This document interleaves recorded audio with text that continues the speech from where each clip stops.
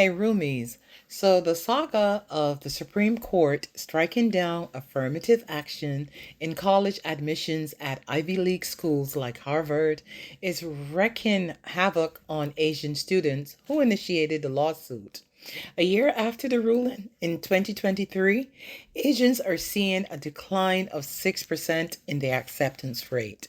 Meanwhile, Black enrollment is holding at a steady 9%. The legacy admissions of white Americans are seeing an increase of 6% and higher. Another lawsuit is being filed by Asian students against Yale, Harvard, and Duke for discrimination in admissions. You really cannot make this stuff up. In these higher education required roles. So while they were minorities, they were a privileged minority in higher education. And what did they do with their privilege? They decided to sue to get rid of affirmative action because they felt like they didn't have enough seats in higher education. And they got rid of affirmative action, but it didn't help them. Asian Americans still are 28% less likely to get in than a less qualified white applicant. And so Asian Americans decided to throw away affirmative action, which helped Black Americans and Latinx Americans. And who instead benefits? As this creator points out, the white legacy students. Because what is basically affirmative action for wealthy white people still remains very much in force in Ivy Leagues. The numbers that the team is pressed about. Duke went from having 35% of Asian American students enrolled to 29%. Yale went from having 30% of students enrolled to 24%. Princeton went from having 26% of Asian American students enrolled to 23.8%.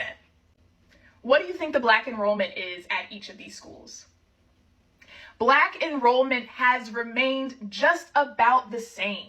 And so when we are talking about a decrease in Asian American student enrollment, how is it that Black student enrollment is taking away? It's like the math is not mathing. They don't have a problem with the fact that 40% of students are enrolled at colleges that accept legacy admissions. Legacy admissions based on the history of this country who are predominantly white. They don't have a problem with legacies benefiting from a system. So instead of looking at the legacy admissions at these universities, they're honing in on a small percentage of Black students who are enrolled at these universities and saying the Black students are taking our spots, as opposed to looking at where a majority of the admissions are coming from.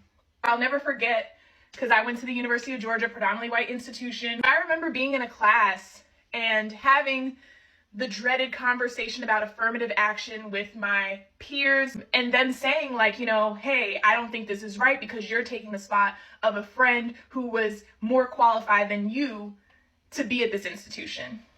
Okay, so you think I took your friend's spot, but we just got our test scores back yesterday. I got 100 on that test.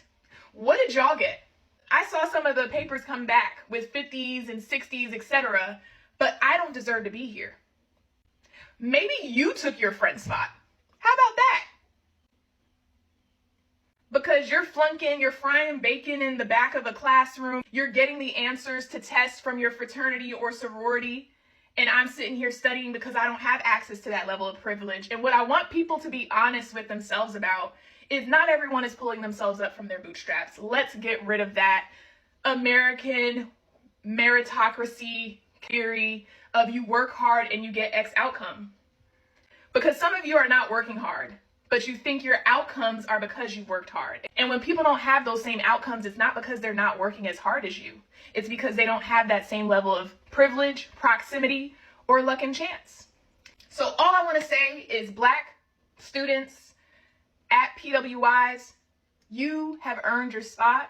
You're going to graduate and you're going to do great things. Don't let people say that you don't deserve to be there. What are your thoughts about this whole drama? Drop us a comment.